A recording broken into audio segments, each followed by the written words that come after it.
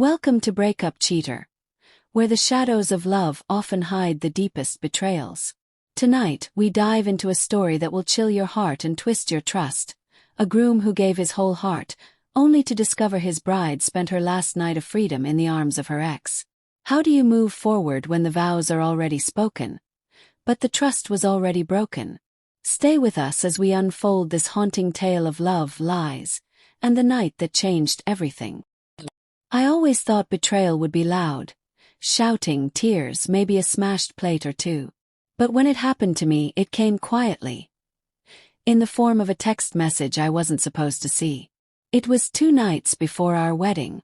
The rehearsal dinner had ended hours ago. Friends, family, everyone had gone to their hotels.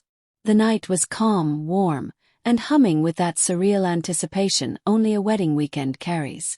I was lying on the couch in our apartment, scrolling through my phone, when her phone buzzed on the kitchen counter. I wouldn't normally snoop, I swear. But her screen lit up, and in the dim light, one word caught my eye. Tonight. The message was from a name I hadn't heard in years. Ethan. Her ex. My stomach dropped. I knew Ethan. He was the guy she dated in college. The one who left her heartbroken and done with immature men before we ever met. He was supposed to be part of her past. Long gone, just a cautionary tale she once shared with wine in hand. But why was he texting her now? I stood there, frozen. My hand reached for the phone before I could stop myself. The message preview read, "Tonight. Are you still coming? Still coming?" My heart started pounding so loud I could barely hear the hum of the refrigerator. Opened it. The thread was short. Just a few lines. Her. I don't know if I should, it's wrong. Him. One last time. Just to say goodbye. Her. It has to be tonight. Tomorrow's too close. That was sent an hour before the rehearsal dinner. I felt like the ground tilted beneath me. My fiancée, my soon-to-be wife, was planning to see her ex 2 nights before our wedding. And one last time. What the hell did that mean? I didn't sleep that night. I lay in bed, staring at the ceiling, listening to her steady breathing beside me.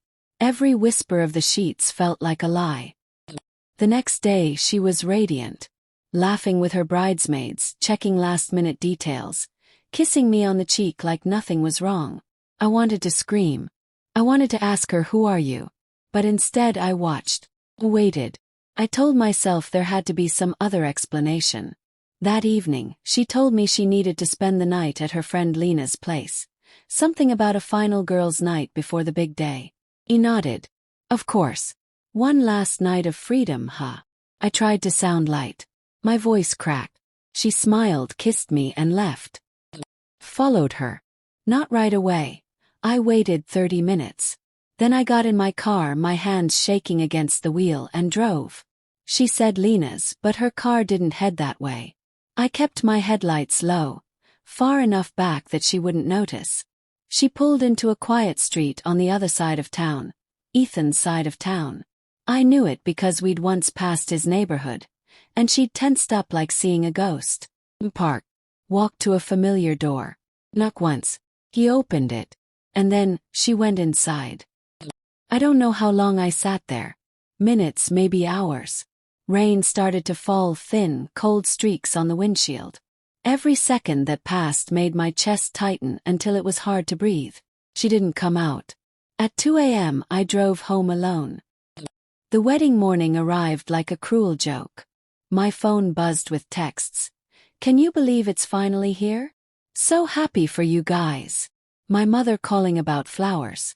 My best man asking about cufflinks. And her. She texted. "Morning love. Can't wait to see you."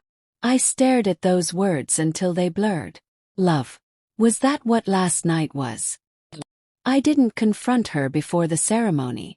Maybe I was a coward. Maybe I wanted to see if she'd confess. But she didn't. She floated down that aisle looking like the woman I thought I knew. Eyes sparkling, veil trembling with each step. When the officiant said, "Do you take this man?" she smiled and said, "I do." And I said it back. Because in that moment, surrounded by family, I couldn't tear the whole thing apart. Not yet. The first week of our marriage was a nightmare I played in silence. I kissed her goodnight, cooked her breakfast, went to work like everything was fine, while my mind replayed that night over and over. Finally, on a rainy Thursday evening, I broke.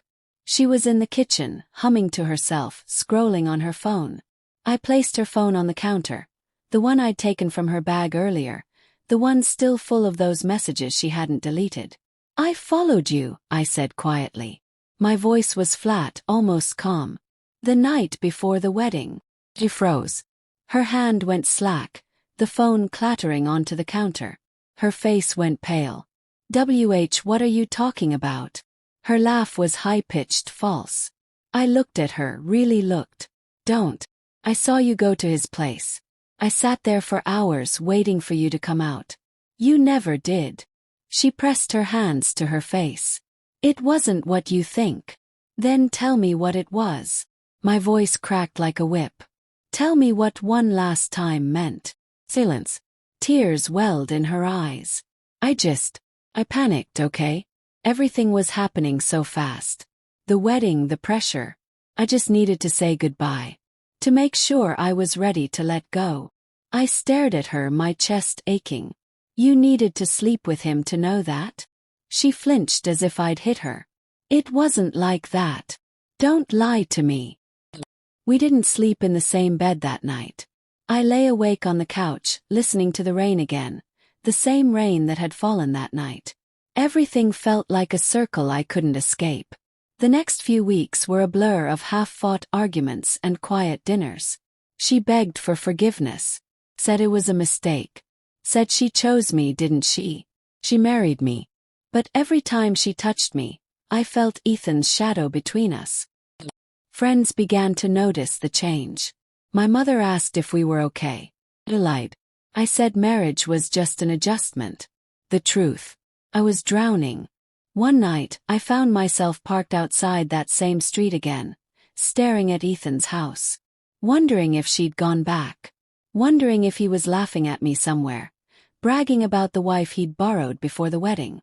I didn't knock. I didn't want answers anymore. I already knew them.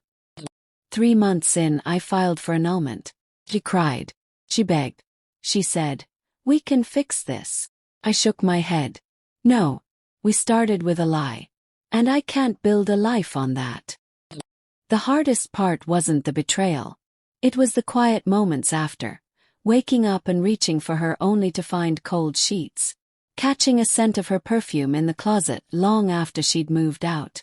Realizing the person I thought would be my forever was just someone passing through.